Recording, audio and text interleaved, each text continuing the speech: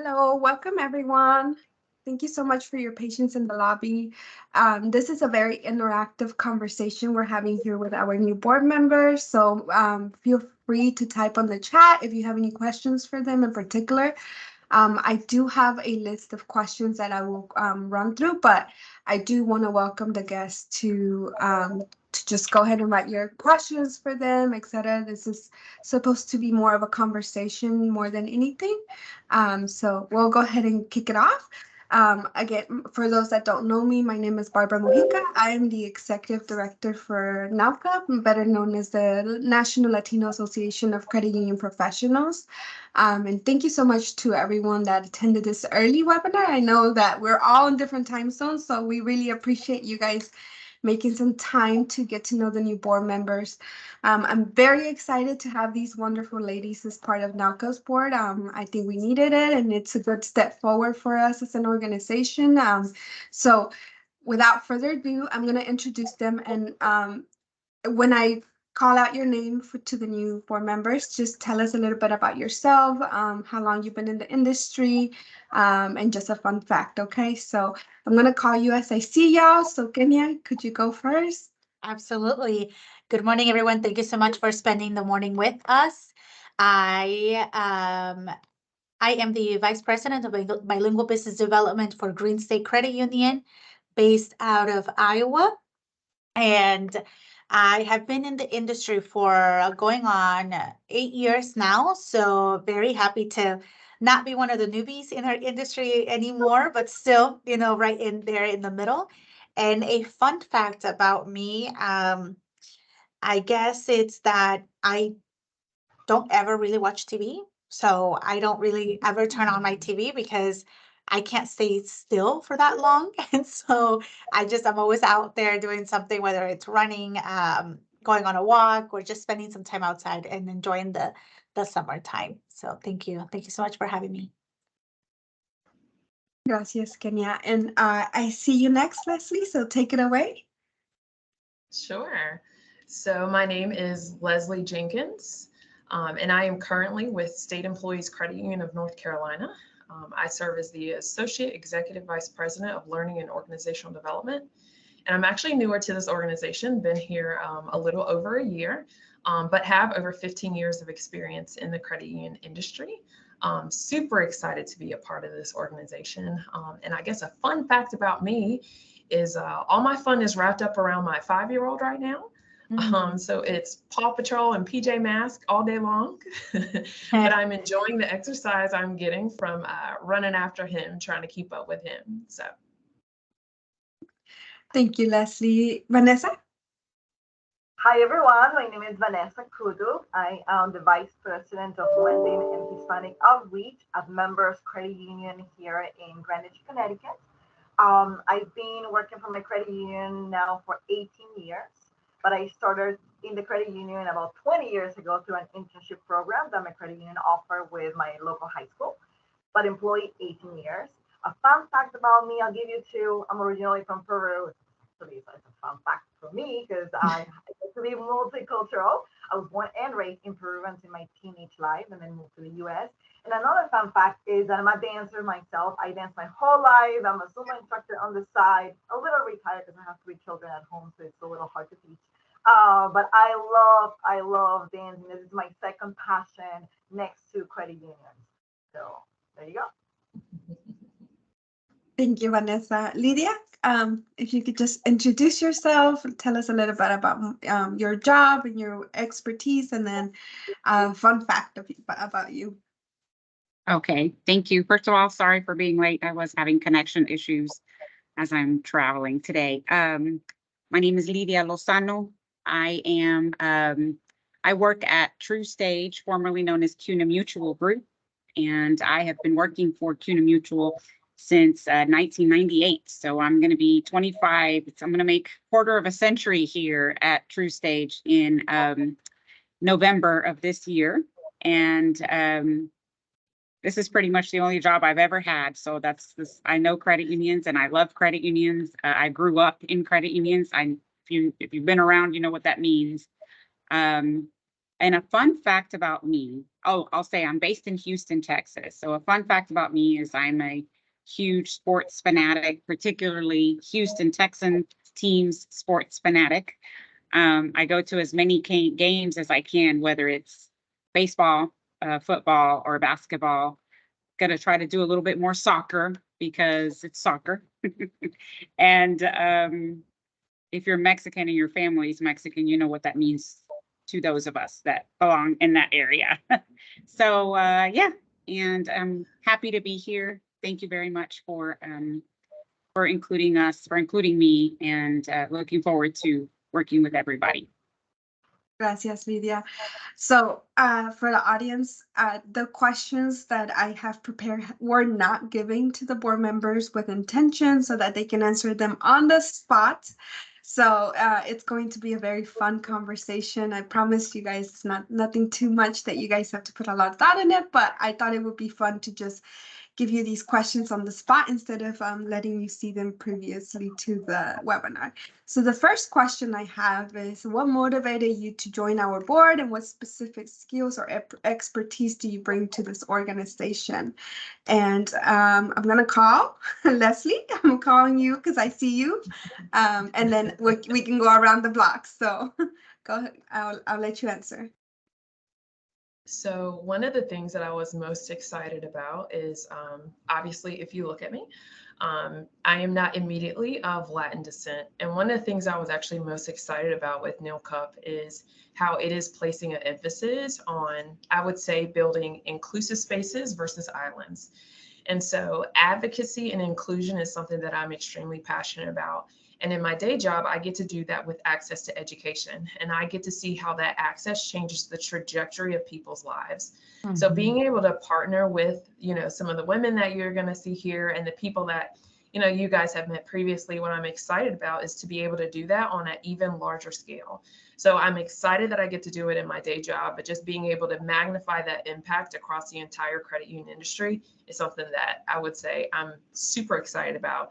So the expertise that I'm bringing to the table is just the knowledge of programs that have been impactful, different things that we're seeing here that we've done that have literally helped different people from very varied spaces to be successful. It's something I'm looking to, add to the board as we increase the programs that are available from us. Thank you, Leslie. I love your response about not building islands. I think that's a really important thing that we try to create here at NowGov. So I love that. Vanessa? Yeah, so what motivates me to be part of the sport? I think for many years, I've been in the lookout for NowGov. I got to meet NowGov, I think, back in 2008 for a conference. It was my first conference that my credit union sent me to when I moved to the role of being the Hispanic Outreach Coordinator at this credit union. And it, since that day, I've always wanted to be part of NowGov. Now that I have the opportunity, what really motivates me is it's to a personal level. I'm an immigrant from Peru, and I was given an opportunity to be in this great movement, the credit union movement, 18 years ago. Now in this role, I feel that I'm able to reach out others just like me that want to be part of it or want to keep growing in this industry, and they don't know how. I was very fortunate to be next to credit union leaders that have developed me, who have given me the opportunity to grow, and I want to provide that opportunity to others. Sometimes I feel like because we are like Latinos, we not necessarily dominate the language. In my case, English is my second language. Sometimes we have different obstacles on the way, and we feel intimidated to do more. So I want to be able to reach out to those Latino professionals who are looking to grow in this industry, because we need them. We know that our demographics and our credit union industry is changing, and we need more of us to be part of the movement. And not only that, I think also the reason why I joined is because my skills. I know many programs that reach out the Latino community. I'm myself an immigrant Latina, so I understand from the point of view of a Latina what things our industry, our community needs, and I think I can bring something to the table, and also add some fun into our next event. And I just want to let the audience know Vanessa has been one of NowGov's volunteers for a really long time. So I feel like this is a the serve position for Vanessa just because of all the help she's provided for the credit unions that have wanted to do I-10 and anything that I reach out to Vanessa, Vanessa had answered, even if it was at midnight. So I'm so happy to have you on board, Vanessa. Kenya, I see you next. Yes. For me, I'm going to take it a different route and think about the future. Latinos are going to be 25% of the total population in the United States. And previously, I spent close to 5 or 6 years at a consulting firm helping credit unions reach the Latino market. So in that process, I met so many Latinos working at credit unions that have huge potential to make up the leadership of our credit union industry. I don't mean in 5 years, I mean today. And so I think NELCUP is the organization positioned to truly tap into that untapped talent that is working as branch managers, that is working as regional managers, and inspire Latinos in the credit union space, or just any BIPOC working in a credit union today, inspire them to think of themselves as a leader in the industry. And it's going to take an organization like NELCUP to send that message to our industry. And that's something that I'm very passionate about. And I think that the board and anybody that volunteers with NELCUP has the potential to accomplish in the next year or two. Thank you so much, Kenya. I'm really happy that you're here as well. You know that Kenya and I are friends outside of this, so this is great. I'm so excited for all the new board members. Lydia, I see you next. For me, the motivation to join NALCUP, I've also been part of, at least attended a lot of the NALCUP events when it originally started. I'd heard about, there being a Latino organization for those of us that were in the credit union space, and immediately felt like I wanted to be a part of that. So GAC was my first experience at the luncheon at GAC several years ago when it first started. Personally, from a board perspective, I am an immigrant. So my family moved to the United States when I was 5 years old. So all of us are from Mexico. And, my mom worked at school cafeterias in the school district where we lived.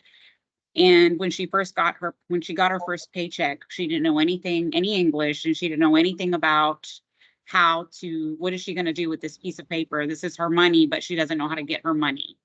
Within the cafeteria, I remember her, because, if you're the child of immigrant parents, then they'll speak the language. They will take you everywhere as their interpreter. Okay? That's like an ongoing thing. I'm still the interpreter. We still are. But she had heard from her coworkers in the school cafeteria that there's a credit union and you need to go to this credit union in this location. And the receptionist speaks Spanish. So my mom's entire concept of this was, there's a Spanish speaking individual at this place where I'm supposed to get my money. I think they can help me, but just in case, you come with me so you can explain what I'm looking for. And that was my first experience in a credit union and understanding. And I'm still a member to this day, and my children are still members of that same exact credit union to this day.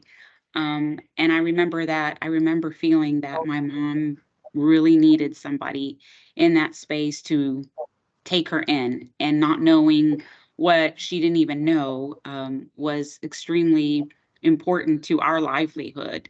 And that's how I've seen credit unions my whole life. If it hadn't been for that, and the people in the cafeteria talking about how the credit union can help you, they didn't say go to this bank. They said go to this credit union where they will help you. They have Spanish speaking people there. And even though my mom speaks English now, obviously, she still prefers to talk to people in Spanish. And it makes her feel better. It makes her feel a little bit like they understand what I need. These are people that can understand where I'm coming from, or at least understand my language. And so I feel like my passion for financial services in our community just really stems from that. And NALCUP looking to do exactly that, is continuing to offer those people that need it most the services that they offer, and education around that is extremely important. Those of you that attended AACUC a couple of weeks ago know that the potential for NALCUP to be as impactful for the Spanish-speaking Latino community, and just, you know, anybody that really is looking to get some assistance in the financial services space. NALCUP, it can do that. I believe we can do that with the right people, with those of us that feel like we can bring something, some additional information, some additional value to the organization. And I'm hoping to be able to do that. Thank you, Lydia. I know you, TrueStage has been with us since the start, so we appreciate you and everything you've also done for NowGov. I know that even before my leadership role, you've done a lot for them, and so I'm really thankful for you and TrueStage. And I love the story that you said about your parents, because I imagine if every credit union in the country would have a bilingual person on staff at all times, how much trauma it would save those children that have to be the translators for their parents and face these insecurities that they have. You know, I remember as a child, I'm like, I have no idea what that word means, but I think this is what it means, so I'm gonna tell you, Mom. And just the fear of translating at such a young age and talking about adult things, it's like, you know, credit unions can step up and have people that speak Spanish, because migration is always going to happen, and people are always going to come to this country seeking better opportunities, and people will not know the language, and so it's a need that's always going to be there no matter what. Okay, the second question I have, what do you see the most significant challenges facing our organization, and how do you think you will help address them? I see Vanessa. Can you repeat the question? You said, where do you see yourself? No, it says, what do you see as the most significant challenges facing our organization, and how do you think you will help address them? Okay, I got it. I think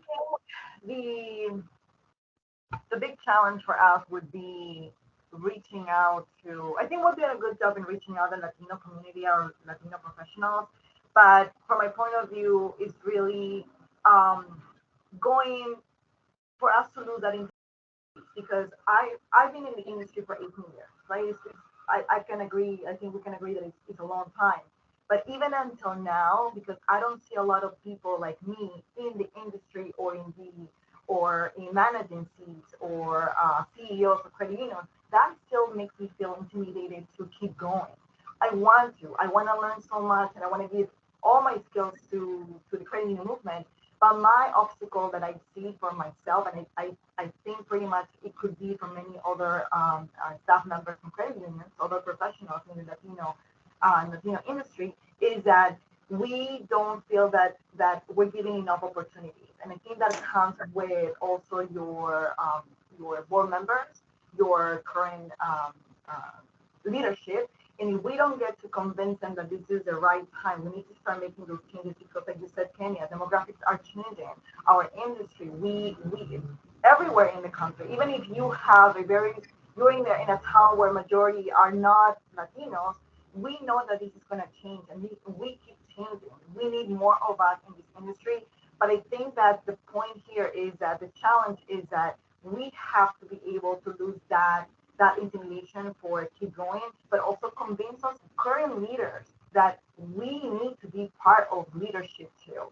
And I think that's the way I feel from my end.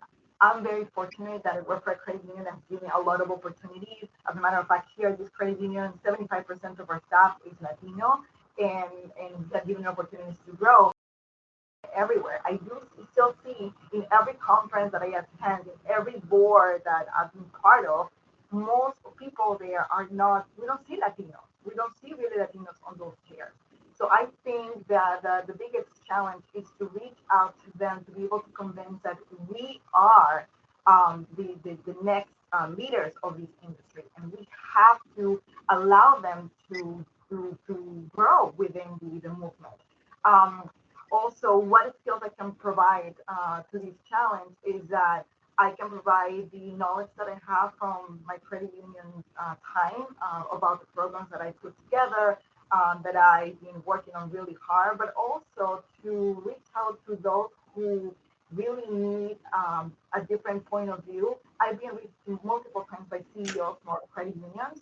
We are very small credit union, but we get reached by CEOs from large, like super big credit unions to get information on how we're doing, how to get to do the things that we do.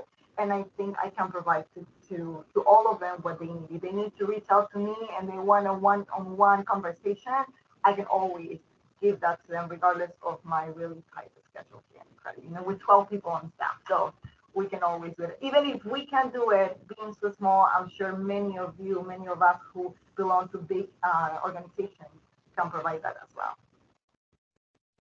Thank you, Vanessa. Leslie, I see you next. Vanessa gave a really good answer, and I would almost say everything I'm going to say is kind of piggybacking on what she said. But I reflect back in one of the board meetings that we were in, Pablo made a point that we're in a space right now where DEI fatigue is plaguing a lot of organizations. And a lot of organizations are struggling with the fact that they think they've done enough. And so my challenge that I see for our organization in supporting the credit union movement is to make sure that, you know, to the point that Kenya made earlier, the population of who you serve is changing. And your employee base, your leadership base should reflect back the communities that you serve. And so what I see as the biggest challenge, which is also the biggest opportunity for this organization, is that really when organizations embrace DEI as a perpetual, you know, wheel we're on, we're always making sure that we're training up the next generation of leaders in our organization, that it becomes a way to stay competitive and relevant in the conversation when you've got enough viewpoints at the table to make sure that everyone that's in your membership base, your consumer base, is reflected back in the people that are making decisions. So I'm actually excited at, you know, Neil Cup, and we referenced even AACEC earlier, is creating spaces for more voices at the table to influence the business decisions that organizations are making. So that's what I see as the biggest challenge that we'll have, but also the biggest opportunity for impact that this organization has. I love that response. Lydia, I see you next.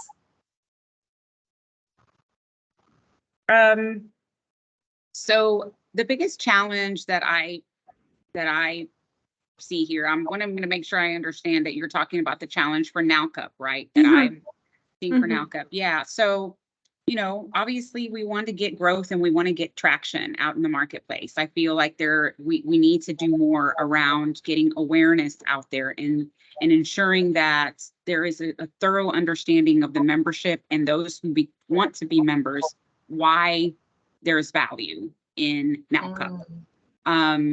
You know, what are they getting from their fees? And most people, me coming from where I come from and where I work, you know, most organizations and credit unions who are strapping their budgets and looking to save money and ensure that their bottom lines are where they need it to be. If they're spending any kind of money in an organization, they want to know, what are we getting from this and how are we bringing value to our employees and our members? So I feel like that's one of the top areas that I think we need to address within NowCup, is bringing that value. And I've already had a conversation with a potential sponsor, another sponsor that heard I was on the board and they reached out to me. So I want to talk about that with you, Barbara, set up a call for that. But for me, those type of connections are ways that we can continue to bring value. I think not being a credit union employee is one of those things that I bring to the table. So I'm not sitting in a particular credit union environment. I'm all over the place, meeting with and working with credit unions all over Texas and New Mexico. So I have a little bit of an advantage from that standpoint, in that I can see what our organization, my organization, does with other organizations, what we do for credit unions, and kind of try to interpret or take advantage of that experience and bring it to NowCup. So I'm not a credit union leader, but I work directly with credit union leaders. I know what they're looking for. I know what they want. I know how they spend their money. I know how they want what they want for their employees, because that's what they're asking me for and my organization for. So those are the thought areas that I have when it comes to NALCUP is, where is the value? How can we ensure that our members are getting the most from the money they're spending on NALCUP, and ensure that that grows? Because once you do that, it'll get everywhere else, and then we can advertise it and discuss it and make sure that there's more to come from that. Thank you, Lydia. I love that response, and that's why we wanted diversity on the board as well, just in every area, because you bring those sort of thoughts and you're like, oh, we probably had not thought about that before, or something of that sort. So Kenya, you're up next. Yes, I agree with everything that's been said already. I think for me, as I think about the credit union environment right now, our biggest challenge is fighting to be on the priority list for a credit union, because credit unions have a ton of priorities. Leslie, Vanessa, you can probably tell me all the priorities that each of your credit unions have for the year. And so I think it just comes down to NELCUP reassessing how we've been able to tell our story. And I think it's worked wonderful, because I see all of the credit unions that believe in our mission already, that have become part of it, part of our organization. So now it's looking at, how do we tap into the organizations and have those discussions with the organizations that still think of Latinos as a second thought? So how do we get on those priority lists? And I think, Leslie, I love that you mentioned that it's a challenge, but it's also an opportunity that I think with the board growing and bringing new voices, we'll be able to brainstorm and really come up with a really unique and innovative way to get on the priority list for credit unions. Oh, I love that. Love that.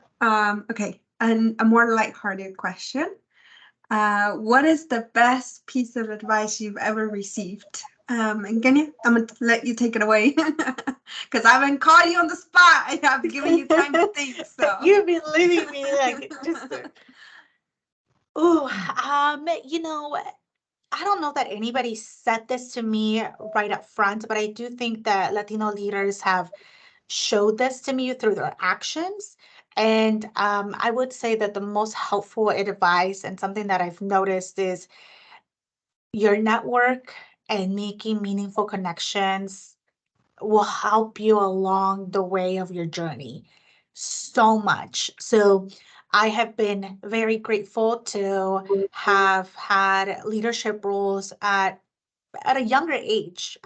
So I'm 21. I'm 21. Well, I'm not 21. 29. Wow, I did not want to be 21. But I'm 29, and I've been able to have such a cool and amazing development opportunities because of the networks, because of the network that I've built of credit union leaders from all different backgrounds. And so if I can say anything to anybody starting in this industry, or even hoping to continue to grow in the industry, is to tap into your network, seek mentorship, seek meaningful mentorship, because it's going to make a huge difference in your journey. I love that. And I'm also 29, so I feel that with all my Yes. heart, because I know the importance of having a network. Yeah. Vanessa? Yeah, so one piece of advice that I've got is actually from my husband. He always tells me, if you want to do something, regardless of what it is, you can always do it. And he's completely right. I've always wanted to, for so long, work for something that has meaning. And I've been doing it now for 18 years. I found my mission, I found my why, and I love what I do. But also, I am so full of energy. I want to do more. The next piece of advice that I got from my executive VP here many years ago was direct sentence: take the bull by the horns. And I go by that now pretty much every day in the things that I do, because if I don't do it, who else is going to do it? Like, nobody else is going to do it for me. I have to take the initiative. So that's part of me. And I just came back from the World Conference of Credit Unions, and it was amazing.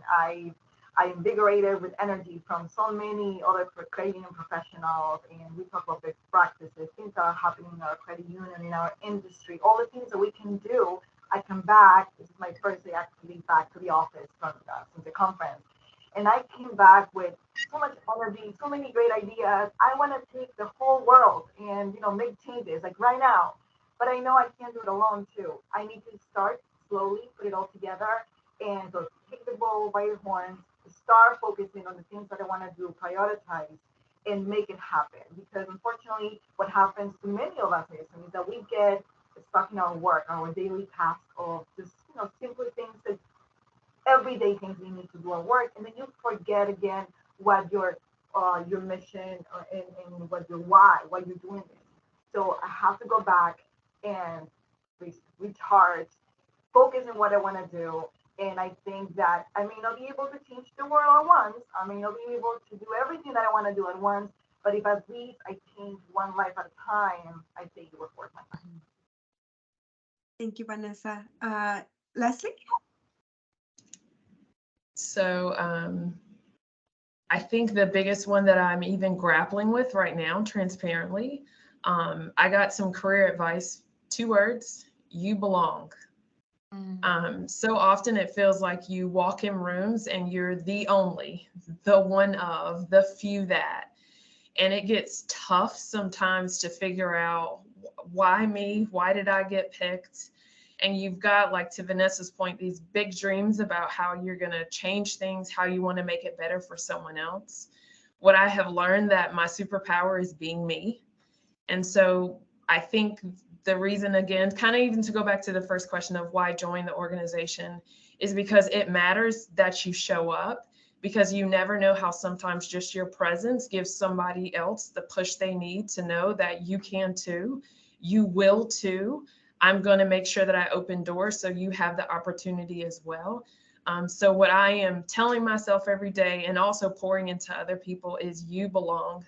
This space may not have been initially made for you, but there's a reason that you're here now, and you're going to have an amazing amount of impact if you just hang in there and know that you might be one of right now, but soon you'll be 2 of, 3 of, 4 of, 15 of, and then before you know it, you have shifted the atmosphere. So that's my piece of career advice. You belong. I really love that. Thank you, Leslie. I love that. Lydia?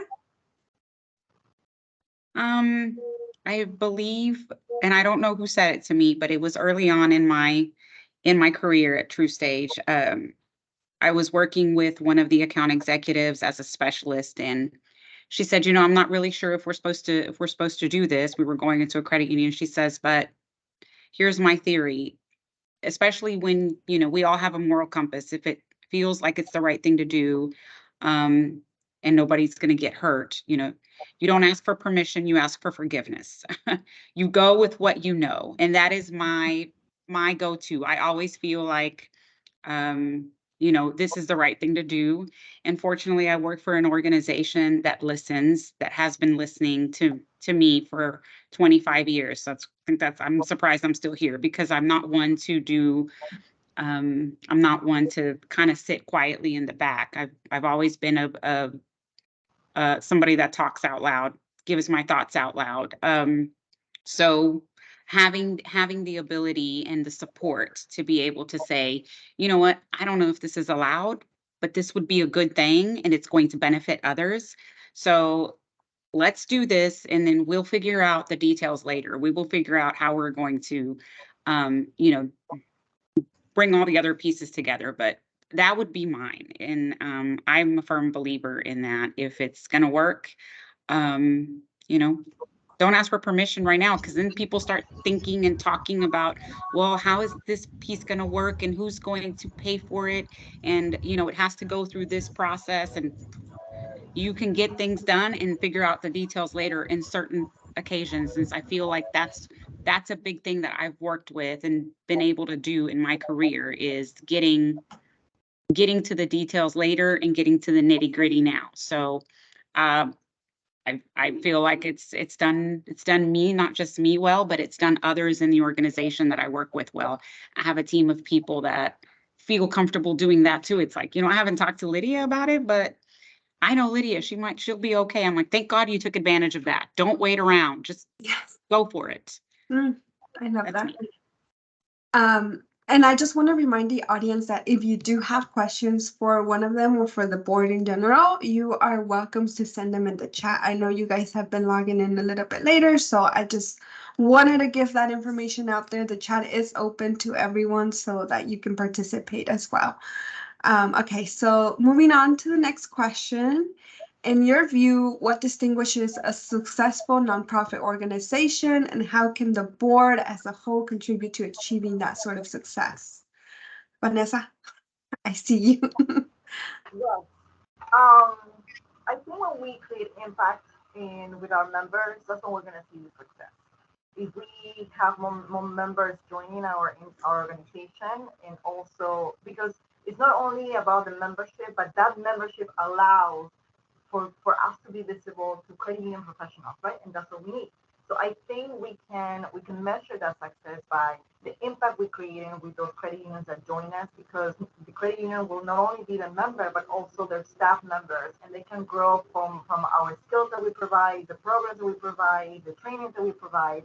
And also it will, other credit unions will imitate that, and more will follow. I think Leslie said before. So I think we can measure that success by the impact that we create in those credit unions. Leslie? For me, I would say a successful nonprofit is never losing what our core value proposition is. So our purpose. So no matter how much we grow, no matter how much reach we get, because all of that is going to come, is to make sure that we are doing mission-driven work. And I would say, so never losing the core of who we are. That's how to answer that. I love that. Yeah. I think a successful nonprofit is an organization that has committed board members. So I've had a ton of board experience, from really, really bad board experience to really, really awesome. And so I would love to see more Latinos participate in nonprofit boards. People of color, I think, need to be represented across nonprofit boards. And so I say that for the folks that are joining with us to this morning. I don't know if you have any board nonprofit experience yet, but if you're considering it, I would say that it is so important to have BIPOC voices at those tables. But just in general, to have board members that are committed to the mission, and not just to say that this is your passion, but I mean, when you get the agenda and when you have materials that you actually take the time to review them. And so I've been on nonprofit boards where I could tell that in my younger days that nobody knew what we were talking about, or nobody knew what we were going to be voting on. And it was just a decision made on the spot. And so when it comes to board leadership, I can always tell when a nonprofit is going to do well by the level of commitment and dedication from their board members.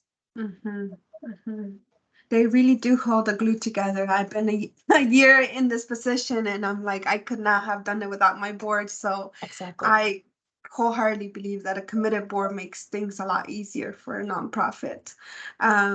Lydia?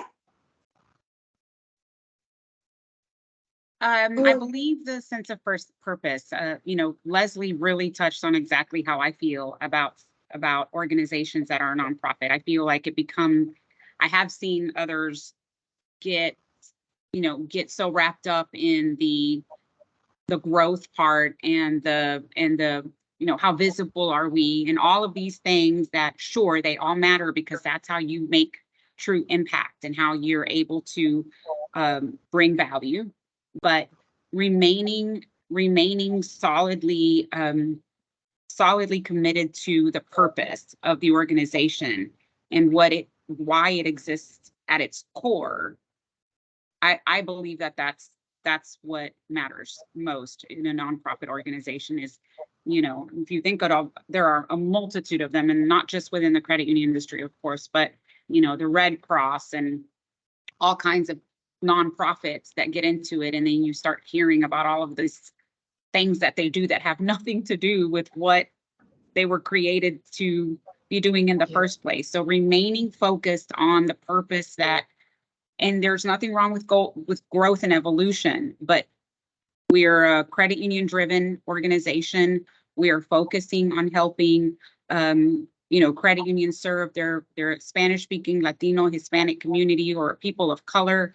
And everything we do should be able to be tied back into the core of what NALCA wants to do. And yes, there are other things we can bring that help us achieve that. But just as Leslie said, I'm just reiterating what she said, because that was my initial answer, is stay with what, stay true to our purpose. And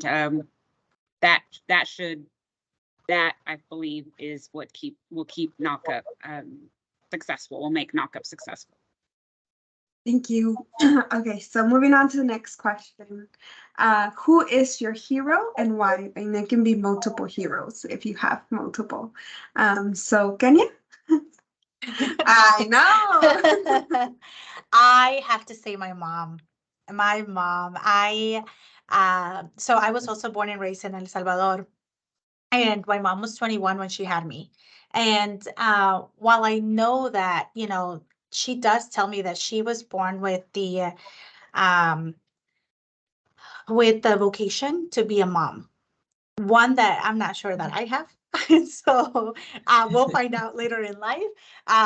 But at 21, she read a ton of parenting books. This was in the early 90s, and just trying to get as much information about how to raise her kids. And I tell her that she's a feminist before she even knew what feminism was. And the way that she raised me, she is the reason that I get to experience life the way that I experience life today, because of how she raised me and how much she has motivated me to continue to work on my development, on my education, and just how to live a healthy life is all due to my mom. Oh, I love that. Vanessa? I have many heroes, but in my personal life, also it's my mother. I told you before, I'm an immigrant from Peru. I came here when I was 14 years of age. And back then, when I moved to the country, I gave grief to my parents because they didn't want to be here. I gave so much trouble to them because I didn't want to be in this country. True a statement. I did not want to be. I cried so much and given so much grief. But back then, as a teenager, I didn't quite understand the reason why I was here. I was immature, of course, a teenager. And I always thought that the one suffering was me. But I didn't realize, back then, that the true heroes, the people who left everything behind and did it all for me and my brothers, were my parents, my mom and my dad. But my mom, sacrificed pretty much everything, leaving as an adulthood life, everything that she had built back home. And she moved us to this country for better opportunities to have in life, for education, for work.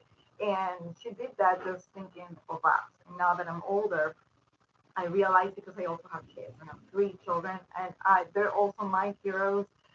They're so resilient, and they fall and go back again to try again. And I see that, sometimes as a parent, you don't want to see your kids go through hardships as I've had in the past, or my parents have had in the past. You don't want to do that, but they have to learn from those faults and stand up again and do it again. So for me, my heroes is my mom, my kids, but I have to add one more person here, which is my CEO, Kathy. I've been working with her for now, and she gave me the opportunity to be part of these great organization and the movement 20 years ago.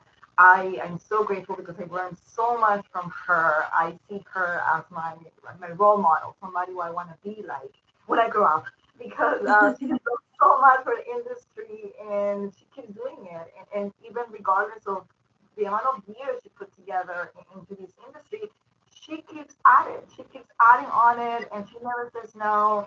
So I admire her, but also because I'm really grateful. She gave me the opportunity as an immigrant to, not knowing the language, not knowing anything about the industry, and she gave me that opportunity. That I'll be always grateful for life. That's why she knows that I'm hers in this study, and never thought about it. Lydia?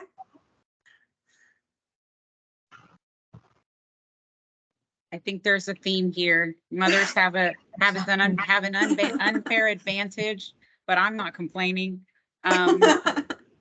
Yes, my mom is my hero.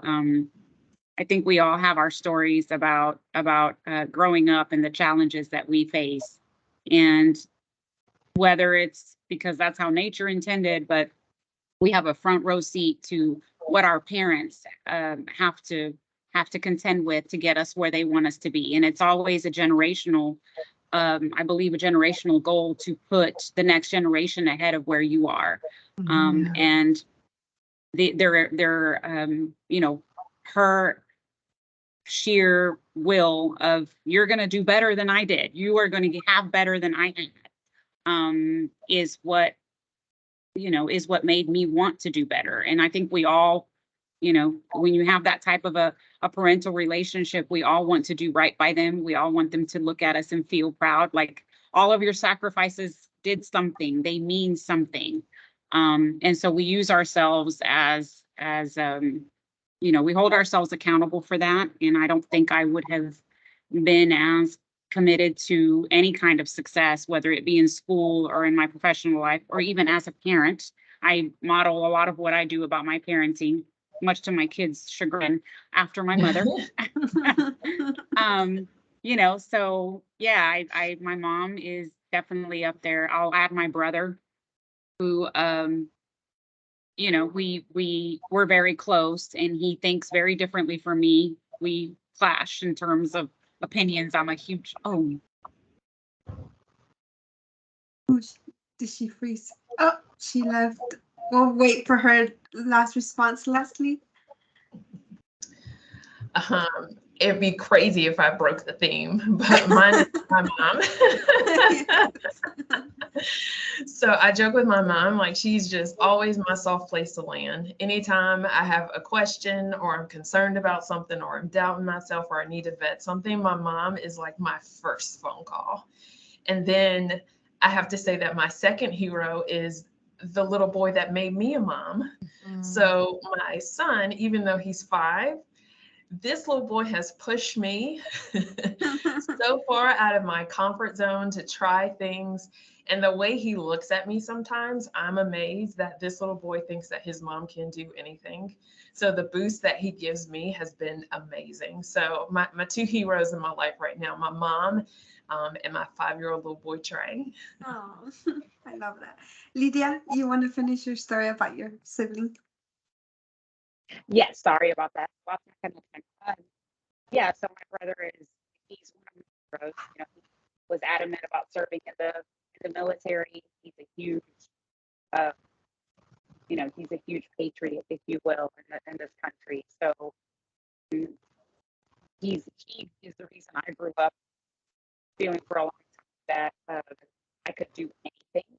So he never gave me any kind of pass as we were growing up because I was younger or smaller or a girl. And I value that so much growing up, that he never treated me like I couldn't. He always expected that I would. And so I expected that I would. I try to tell him to do the same thing with his daughter, but he wants to treat her like a little girl. So I don't. But yes, so it's my brother, my mother, and my brother. Thank you, Lydia. So I am done with all the questions, but I did want to give the floor to all of you for any last thoughts, any questions, anything that you want to add that, you know, maybe I didn't touch on. So I'll do a roll call again, and then we can take it from there. Leslie, any last thoughts?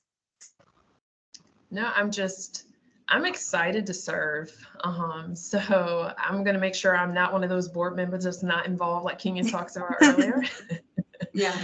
But I'm truly excited about the opportunity to just serve all the communities that I can. So really excited with this group, with what the organization is going to do. So to just be a part of its growth is already something that excites me. So excited to offer value, kind of like Lydia said earlier today, to offer value and create more spaces. Thank you, Leslie. And I know we're all excited to have you here as well. So, Kenya? I have two final thoughts. The first one is to encourage anybody that's, either with us this morning or is going to be watching this later on, to always be proud of your roots and to make sure that every single day you wake up, that you thank the universe, you thank God or whomever you believe in, for making you and making you belong to the community that you belong. I think it's so important for us to remind ourselves about that pride.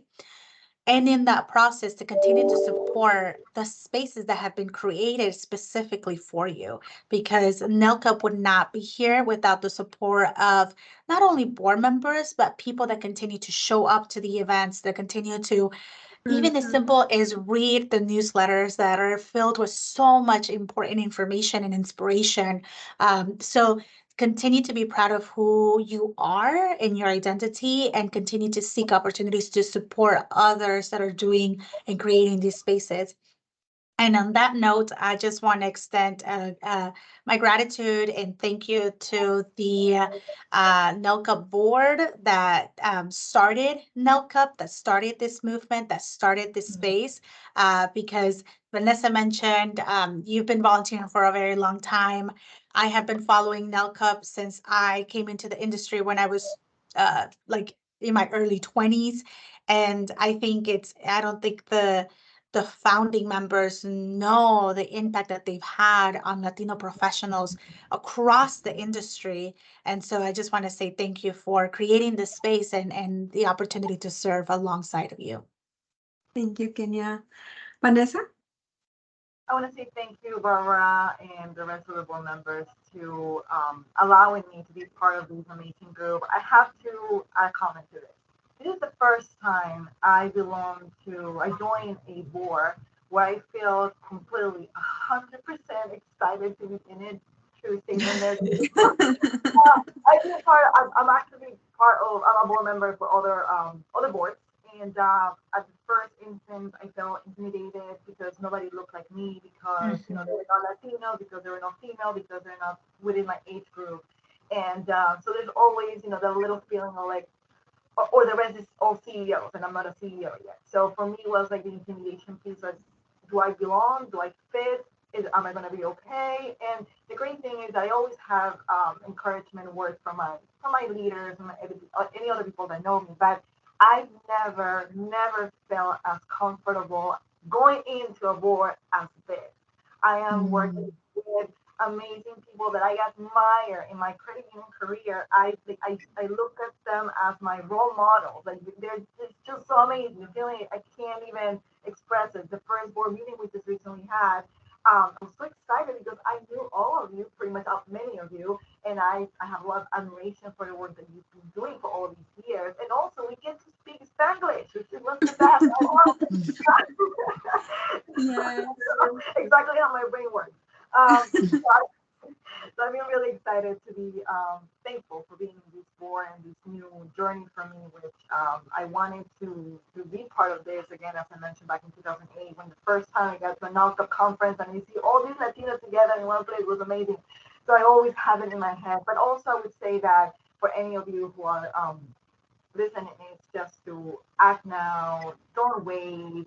Go be an advocate of your own beliefs. If you really believe and you have an election in mind, do what you love to do. Don't be afraid of jumping and doing it, because if you don't, just as any advocacy, if you don't do it, who else is going to do it for you? You have to take the initiative. You have to take the role and ask.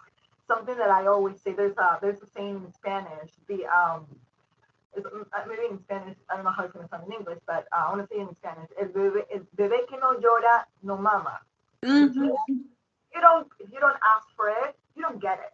So if you have something in your mind and you want to take the initiative, you want to do something, ask for it. If the opportunity is not given to you, ask for it. I think that also has taught me with the years that I've been working for the credit union. Sometimes the opportunity is not right in front of you, given to you in a silver platter. Sometimes you need to look for it and you need to ask for it. So that will be my little piece of advice right here. So thanks, Barbara. Gracias, Vanessa. Lydia? again, expressing gratitude to the rest of my new board member peers. This is an opportunity for me that I believe will allow me to continue growing. There's nothing I feel in the credit union industry that you can do. You'll feel like you know it. Becoming a DE taught me that. So I'm grateful for the opportunity to grow and learning from all of you as well as everybody else that is part of the board.